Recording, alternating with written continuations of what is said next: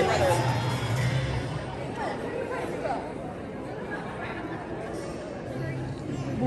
Guys, read that. Got some fun facts. So the moths that came out of his mouth at the end are not CGI. You know what that means? They were real.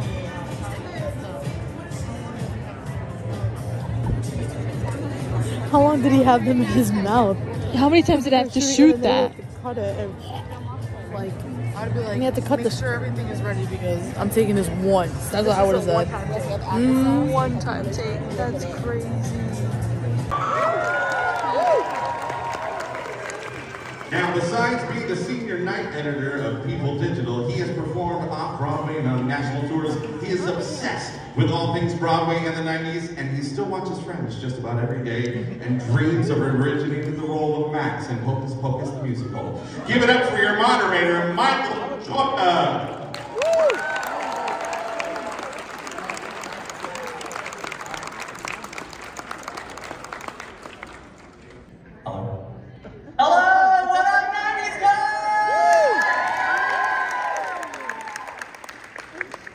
Are we ready for some Hocus Pocus? Yeah!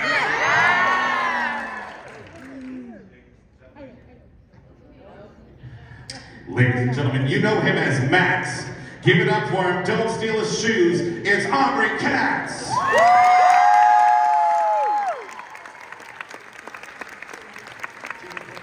You know her. You love her as Danny. Give it up for Laura Birch.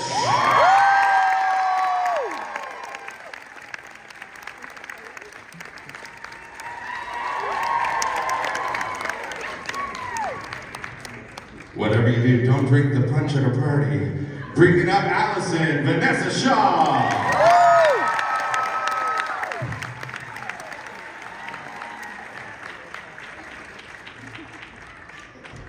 He may be the voice of a black cat, but in real life he sparkles like a diamond. Give it up for Thackeray Binks, James Marsden.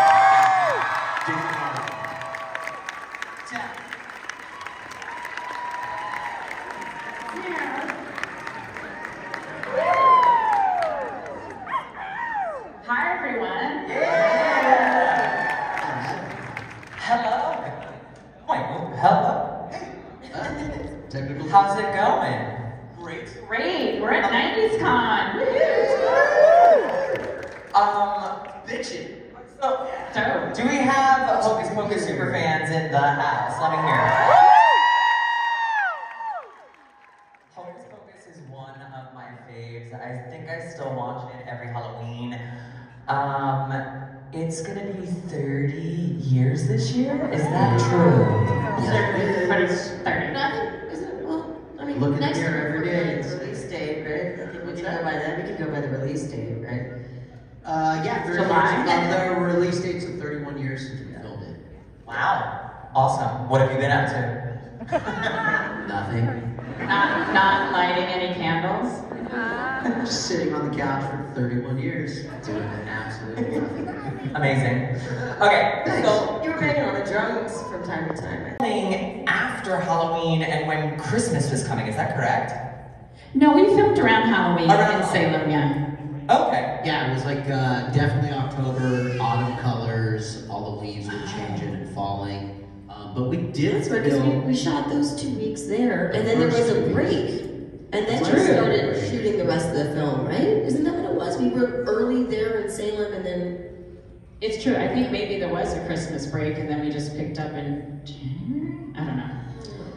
It's always hot in LA, so we never know what time of year it is. It's true.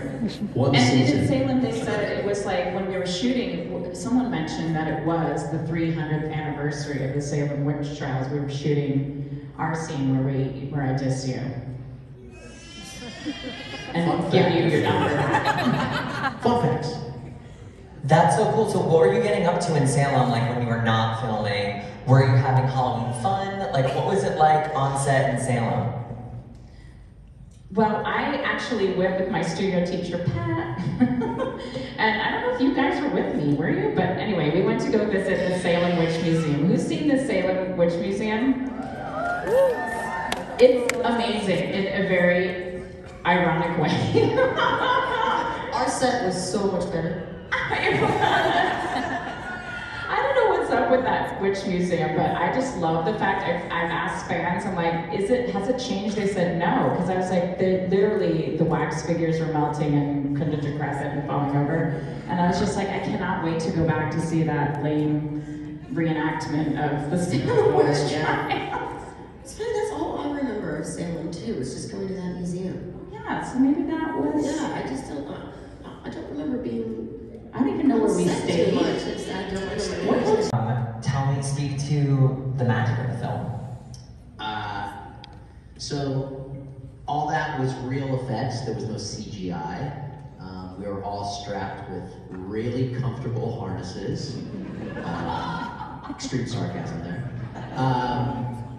And it was really interesting to see how actors not really trained in that aspect to really bring it to life and play it natural when you got something like riding right up your groin and you're getting toted around from one side to the other. We didn't have to experience it as much, but watching it from the outside, to me was always really amusing because I could see the discomfort and yet they're still like just pulling it off. So it was pretty awesome. The other thing was like how long it took for each individual shot to be set up and lit properly and choreographed with the harnesses and the track and the flying track. And I remember we had such a rough time even doing the lightning scene when she first strikes you with the lightning in the museum or the house. And I remember watching you get like thrown up against the wall and slammed back down on the floor. I'm like, are you okay? That doesn't look fun. It was a blast. But yeah, no, it was so, that was the fun of it, but in between those little moments, it was just a lot of sitting around and waiting. Are they ready yet? Be here, stand here, look there. Are they ready yet? No, still not filming anything. Okay, great. But then also, we did have a little bit of CGI. It was very, very early days, but only with the cat. Yeah. The Binks. So that was great for that. And so it was interesting. Remember you and I, we went and we saw and they tried to explain it to us, this new technology that was gonna take over the world. And well, they were right. It was amazing. And I also think when you talk about the magic, really the magic is Kenny Ortega. He was our conductor, our inspiration, our encouragement, our like, you guys are hitting puberty, wake up, you're so boring. I mean that earnestly because, sometimes like we were reminiscing about the scene where we actually killed the witches and how like languid we were because we're getting into teenagers. We're just like, la la la, hooray, we killed the witches. He's like, come on, you guys, cartwheel, do some spinning, like so anyway. That was just Kenny all the time. He was just literally I remember us talking smack behind his back about that. Yeah, so it was... Oh my God, so lame. I know, we were That's so... not doing cartwheels, let me say that. So, but just so you know, like Kenny really planned out, and because he is a choreographer by trade originally, so like all of our moves were pretty much on point, and like, here's your mark, then stand there and move there, and that really gave us a lot of energy as these languid teenage kids.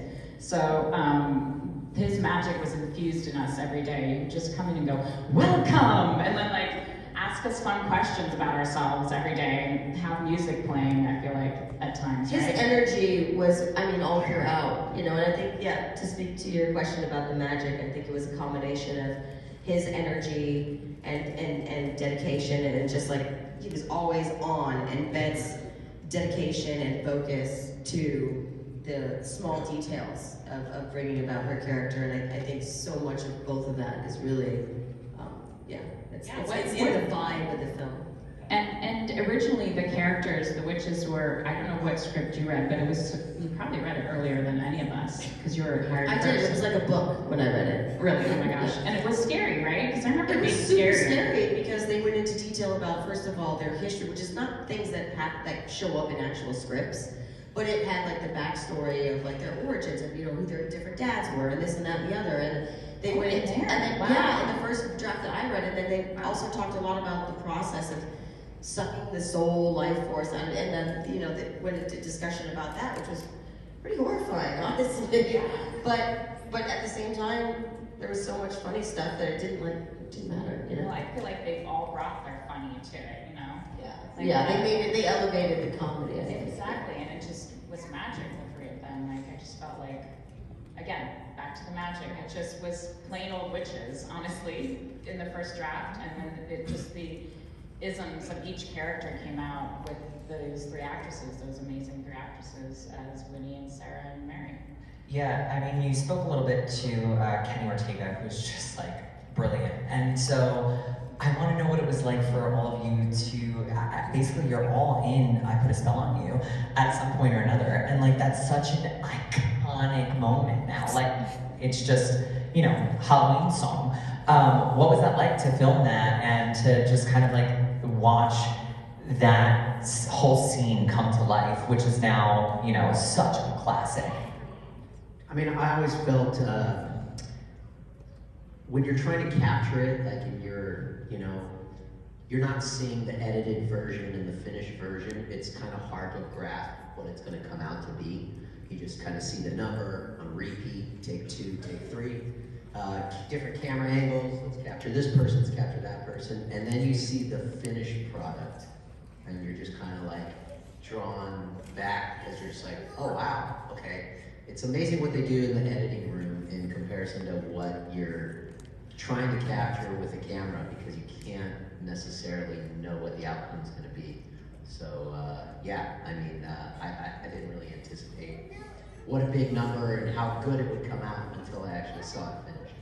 I think for me, I don't know what you thought, Thor, but I remember, because I really didn't speak in that scene, which is a long scene, I didn't really say anything, but I just remember observing all the background actors, you call them now, being so on it and having their own character, like they knew who they were. It was like they had done, you know, backstories before even being, you know, coming on set, and it was like sweaty in there, and I just remember like, they were ready.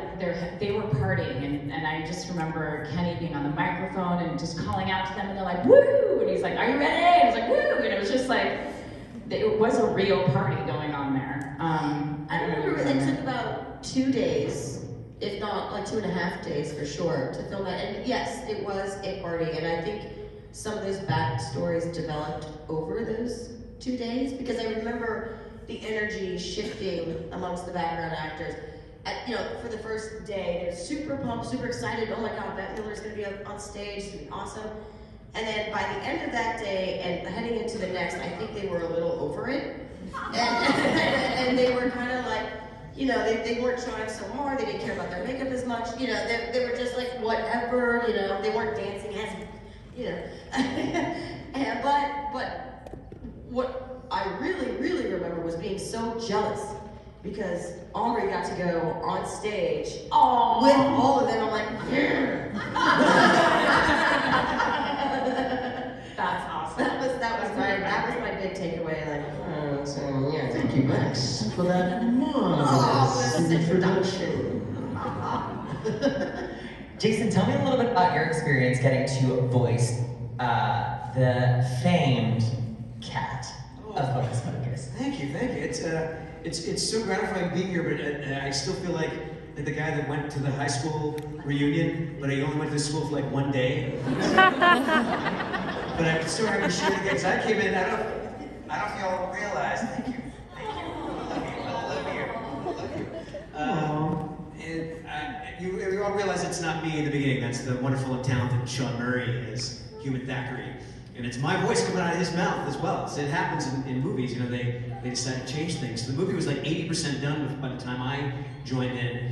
And like I was saying earlier about, you know, getting to see it all cut together, like it was tangible, it was there, it was mostly done. I got to see the special effects and even had some like temp music going on.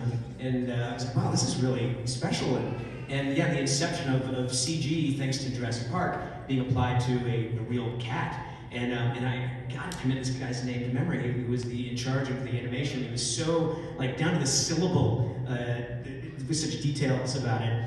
And even to the point where when Sean is going to save his sister, and he crawls in through the moat, and he's going to the window, and there's a tight close-up of his face, watching the soul get sucked out of his sister, and you see this bead of water going in and out of his nostrils. He's breathing. That's me breathing. I couldn't use his own breathing.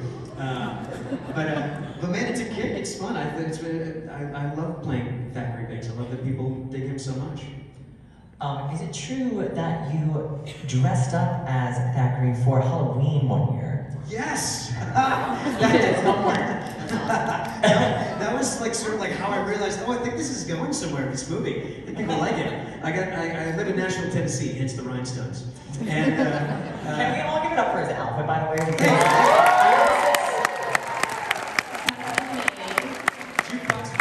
Check her out on Instagram. But yeah, a friend invited me to a Halloween party in Nashville. She's like, it's gonna be a Hocus Pocus themed party. I'm like, oh, you know what? I'll play along. I'll go wear like a black suit and tie. I got some like cat eye contact lenses, cat ears, and I was just gonna go and hang out. And the three hostesses were all dressed as the witches. They had this movie playing. The entire house was transformed. It was a big thing. We're like, wow, people really like this movie. This is fantastic. And I stayed in character, and I, avoided the witches and hissed at them all night. And, someone took a photo, and it was on BuzzFeed the next day, and that's why it was like the first indication this movie is now. It's not a bomb anymore. It's Dumb. Oh, it's dumb. I mean, speaking of, the movie was released in July, right? Yes. So great marketing. So, what was that like when that came out in July? Like, everyone's in bathing suits going to see Hocus Pocus. I'm like, that person got fired. Actually, no. I mean, we actually, we don't really have an answer because there's literally 4 people in the audience, so. oh my god. Well, but now, it's become such a cult. Know what it's like. It's become such a cult classic. Like, what, did you think that it would become what it is today? No, it was the initial wound of it being such a critically panned bomb when it first came out was really hurtful. I mean, for me it was, because I had such fun and developed these great friendships and just thought it was, the work that we did was really good, and I thought the result was good, and I was confused and hurt, honestly. But then, about 7 to 10 years later, little whispers, oh, are you the girl from Hocus Pocus? I'm like, Hocus Pocus, right? I just was in American Beauty and Ghost.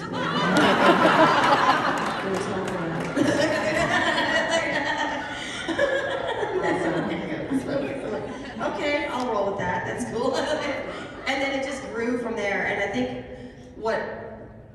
the takeaway for me is that it became one of those films that so few of us are lucky to have as part of our career, which is that it's one of those ones that's passed down through the generations. I think it started with older sisters, younger siblings, whatever, and then parents, uncles, nieces, nephews. It's just something that you can watch together as a bonding element, for family time. And I really think that that's the glue that keeps this candle burning.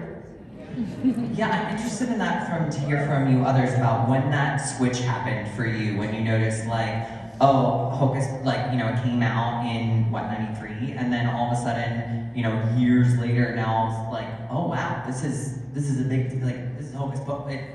To me, always, it was like, oh, that's my one and only Halloween movie, So when did that switch for you guys? Well, first off, I think when we were filming it, I don't know if we anticipated the growth that it would have now. Sure, we obviously wanted it to be successful in the theaters, and movies can last, a few months, a few years, and I mean, this thing is just growing like a wildfire. It's just constantly getting bigger and bigger. I think for me personally, we did a 20th anniversary D23 out Buena Vista Studios, and when we saw the amount of people that showed up, and just kind of there was a lot of cosplayers and just the fandom that was growing from it, I think that's when we kind of or at least for me, kind of started to realize like, oh wow, like I guess this movie is like coming out from under the rug and just starting to blossom again.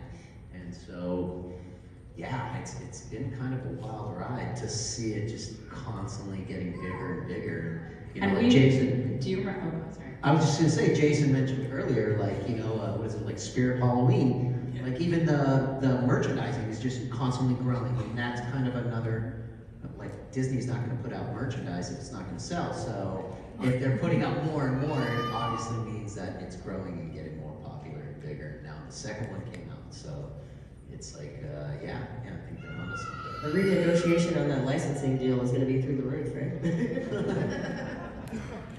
And you know, I feel like when we were at that 20th anniversary, we walked outside, I don't know if you guys remember, we were just chatting by ourselves, and then all of a sudden people crowded around us, and we were like, hi. And just like, the audience was like, can I take a picture? And we're like, okay. It was so awkward, remember that? And we were like, I was like, wait, I was talking to Thor and Omri, and then it was 2 hours later, we were like just standing there taking all these photos of people, and then I was like, oh my god, did Thor leave? Did Omri leave? Where are they? Like, it, literally, we were just, it was like, it was so novel to us. Yeah, no, the candid shot became quite a photo shoot. Oh my god, I know, right? Yeah. Quite a photo shoot, yeah. Yeah, and I feel like the 25th anniversary started to snowball as well when we did it at the Hollywood Forever Cemetery, yeah. I mean, we were like, what is this? This is insane. Oh, then we got a whole special, we got a fashion show, we got all these pop stars coming. We were dressed in the costume, like him, and the makeup and hair from like the voice was coming to like do our makeup and hair, those people, and like we were like, and we were, you know, costume decked out. Yeah. And then like Salt and Pepper played, and we're like, oh my god. And then I heard Christina Aguilera is a huge Hocus Pocus fan, and she performed there. I was like, what is going on? And it was just a spectacle. And then all the kids from The Descendants were hosts, and we were like, okay, this is unreal, you know? So, and then everyone in the audience was like, Hocus Pocus, and we're just, it was like we were rock stars all of a sudden, right? It was validation. 25 years later. We are. I love that. Speaking of, like, how have you guys kept in contact throughout the years? I mean, they've got this thing called a cell phone. It's pretty cool. Well, not now, exactly, but like, how much do you get to interact and talk to each other? Do you have a group text going? I mean, it's been cool. We do. We have HB fans, you know, group text. But also, I feel like there was a space of time where we weren't really all, you know, so connected or like off doing whatever. And then I think, yeah, somewhere about like 10, 12 years ago, because of this brought us all back together. Like, thank you, fans, for bringing you guys. Yeah, it was after the 20th anniversary we went to, because the Halloween dinner we did. Our Halloween dinner, which was so sweet. And then we tried to make it an annual thing. Yeah. But it was good because at that 20th anniversary, we're like, can we get each other's numbers? Like, we don't even have each other's numbers. We could be friends, right? We're just not, you know, colleagues somewhere. On the text thread, it's funny because you'll get pictures of Doug Jones or whatever set he's on. He'll show a picture from the trailer, and he'll be like a vampire one day or an alien the next day. It's like, oh, we get like the inside scoop on Doug Jones' career. Doug, and then also Larry. Ice is very energetic. A lot of late night texts from Larry. I know, it's like 2 in the morning. Larry, hey, I'm gonna be playing. Oh, wow. I live behind a gated property. Or like, I was just gonna say, I have like blow torches outside, you know, to keep people at bay. So I try to set the children on fire. And she has successfully. She sends us videos in the HP fan text of burning children, and it's like, the HP fan. I'm doing it right now. You need therapy. Are you off your mind? get me on stage. Cool. We're gonna take some questions. So where do we want to line up on the side here? Just hey guys, we're gonna go ahead. Come here, Lisa. We're gonna go ahead and start 2 lines for questions. We'll get one line right in here with Lisa, and we're gonna get one line in this aisle over here with me, and we'll just kind of alternate between the two and get in as many as we can. Don't make fun of him. I like the witches. What was your favorite? If you'd like to ask a question, Someone's gonna come ask that. right up here. We can probably start right over there with Lisa. Go ahead and give us your name and where you guys are from, and then ask your question. Hi, I'm Jessica. I'm from Connecticut. This question is for Thora about Now and Then, if that's okay. Oh, I love that movie. I was actually watching it recently when I got COVID. It's one of my feel-good movies when I get sick, and I was surprised about the wormers being in the lake and their attire. Were you guys there for that scene, or did they film them separately and then film you guys? Well, they did do that, but it was still quite the controversial topic. On set, I remember Devin and a number of the other wormers, they all were like very nervous and talking amongst themselves about like, you know, and then there were like mini crushes going on amongst different pairs and everything, and we did try to crash the set when they were filming because they made such a big deal about it. We would have been respectful if they wouldn't have been. You know, kids are mean, but we're like, oh, what? They're nervous about it? Great, we're gonna crash this set. Were you upset that you weren't in the second movie? Were there even talks about doing cameos? Like, how did you guys just get completely cut out? Like, it was a bummer. We weren't invited to that meeting, so we don't really know why we weren't invited. I think the fan base really wanted to see something with us. Yes. I know you don't need it, I appreciate it anyway. No, I'm just kidding. Yeah, I don't know. You know, it's hard to really figure out the decisions that are made regarding what they want to do. Yeah. I know that the process in number 2 being brought about was so long, and it was something that was discussed. Rumored for like a decade. The rumors and the desire and the concept of maybe doing it too, I think it was about 10 years. Yeah, definitely in the making. But then there were numbers of different writers that came on board and different directors, and so the story and the concept and the direction in which they wanted to take too kept evolving and changing and growing. And you know, I do know that there were, along the way, some concepts and some ideas about ways to bring us back. And for whatever reason, it just didn't work. You know, some of us were going to be on it, some of us weren't, and then it just was such a roller coaster ride. And then, what we like to say in the business, we had scheduling conflicts. I've been in this business long enough to, you know, not get your hopes up about anything really. You hear about it, I'm like, well, I hope it's great. I hope they call me. It'd be a lot of fun. But it's not show talent. It's not show friends. It's show business. And I did speak with Mr. David Kirshner about this lovely human being, and he said he did try to fight to get you three, especially. But there's a committee. You know, it's a team. It's an IP now, an intellectual property. It's it's close in your hearts, but it belongs to a committee now, and so it's left up to them to make the right decisions, and maybe they rate the right ones. A lot of you think maybe they didn't, but we'll see how it evolves. And just for clarification, David Kirshner was the creator of the original world concept, the story of the whole idea. First of all, I wanted to say thank you for a very happy not so scary Halloween. Yay! And second of all, yeah, the book is canon, the movie's not. Just saying. The second movie. The book is canon. There's a book that already came out. Yes. So I don't know read why it. they didn't choose to just go with that. Yes.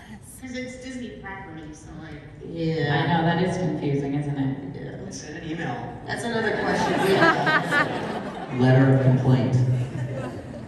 Well, there is a Broadway musical in the works, I That's another bad adaptation. A Broadway musical in the works. It would be a great musical, I think. Oh, for Well, sure. I'm That's sure like I won't get invited to that one. Can you sing and dance? Absolutely not. All right, next we have. Cameron, and I was wondering your guys' favorite part of filming was? What's your favorite part of filming? Favorite part of filming? Working with these three lovely people was my favorite part. It's actually really true. It is really true. Just trying to win some Really bonus is, points yeah, here. for sure. But also, I just love this set, especially just working in the set of the cemetery and the set of the Sanderson house. They really built all of it. You know, you really lived in the environment, and as a kid actor, that's so much appreciated because it makes our job so much easier. You know. And so that was my favorite, but then also, yeah, I just remember laughing with these two nonstop, like all the time. And then being impressed by the witches when we had the chance to work with them, because, you know, a lot of our stuff was shot separately. You know, they would be filming one day and then we'd be filming another. So the days when we all got the chance to work together was like also very, very fun. Do you have like a favorite memory from like not filming on set, but like maybe going out after? Or, like, what did you guys do hanging out while you were in Salem? Like, did you have any fun times together? In Salem? You're asking in Or Salem? just in general, like in general, filming the movie, like what was like a really, like do you have like a fun specific memory? I remember that. Yeah, I mean, I guess outside of that, it was like really just kind of going through some experimental moments in my own life, and like my music taste was changing, and I was just kind of, yeah, growing up and changing, and yeah, I followed the Grateful Dead. And I went actually with Kenny Ortega. He knew the keyboardist, Vince Welnick, because he was in the Tubes with him, and he's like, yeah, I know the keyboardist from the Grateful Dead. You want to meet him? I'm like, yeah! So we went and stayed with Vince Welnick for a few days, and that started a whole nother relationship of me being able to travel the country and have tickets at every show and backstage passes, and I was like, I am one lucky kid, aren't I? That is awesome. All right, we have about time for like maybe two more. Hi, I'm Emily from Waterbury, Connecticut. This is for everybody. What is your favorite memory, either on or off set, with Bette Midler? I only have one memory because honestly, like Thora said, because we were children, we had a limited amount of hours to shoot, and then they would come later after we were done shooting, so they had to imagine us and we had to imagine them. It was crazy. But the big scene that I remember is all the witches, including Thora, in the salt scene, and I was like, great, the only time they're this close is in this scene, and I have to be like the heroine in this scene. I was just so nervous, because it was just like a force of nature, all of them, you know, because they were like one unit, and then Thora's screaming, and she's excellent in it too. I was just like, this is my second movie, and I have to like be up against these people. So Bette just goes, you know, what a calamity, white witch, right in my face, and it was so intense, like she really, literally inhabited Winifred, and I was like, doing it like basically for myself as Vanessa, I'm like, protect me. Yeah, I was kind of peeing my pants, and I know, I love her, I loved her in Beaches, and so I just basically was just like, here she is in real life, and her like man coming at me, and it was just amazing. So it was amazing and scary all at the same time, which is the crux of this movie. I remember two distinct ones, but I'll just mention a new one because I've already talked about the other one a number of times. But I remember her with the, like you said, with the nails.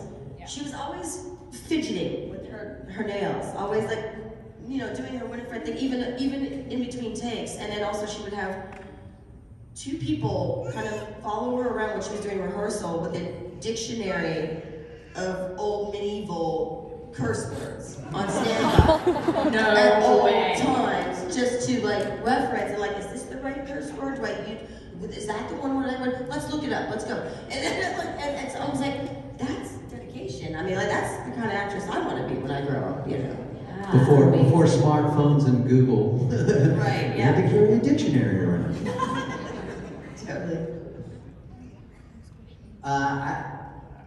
One memory that I have is, you know, again, like, you know, Thora was mentioning, we were opposite. We did get to work with them, like, on set, but, like, every time we did have breaks or we were crossing paths, I remember Bette being in her trailer working already on her next project, which was Gypsy.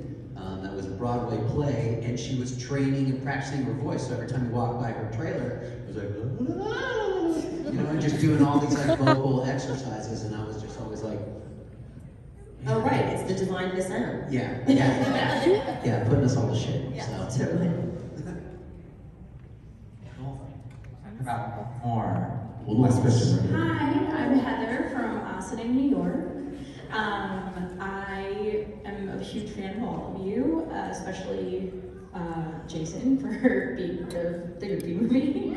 We're all big fans of Jason. But also Sora for being in now and then. But I want to ask you all about being Disney kids and how that affected you / didn't affect you, and what it's like to be involved in the Disney experience as children. I loved it because I grew up watching Disney movies, like the old ones with Haley Mills and like, Flubber, Chitty Chitty Bang Bang, like all those movies, the 60s Disney movies. So I just could not believe my second movie was a Disney movie. I flipped out. I was just on set every day, so excited. And plus my favorite movie of all time is The Wizard of Oz, and I could not believe I manifested a witch movie for my second movie, and I was 16, the same age Judy Garland was, and she did Wizard of Oz, so I was just like, this is amazing, like I cannot believe it. And then to have friends for life, like anyway, I could go on. But that was a dream come true, and it did not affect me negatively, because as you know, it's only becoming popular now, so it didn't affect me negatively or positively. No one really gave a crap. But so now we are, and thank you so much to all of you again for making this, live on forever. It'll outlive us.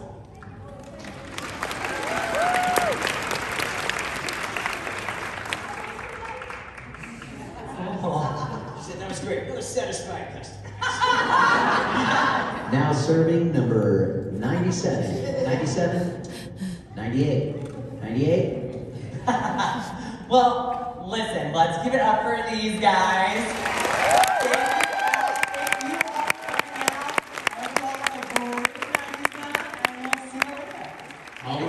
Before everyone gets going, we're going to turn up the lights on the house here. And would you guys mind stepping down to the front of the stage? And we'll get a selfie with everyone out here in the crowd, all right?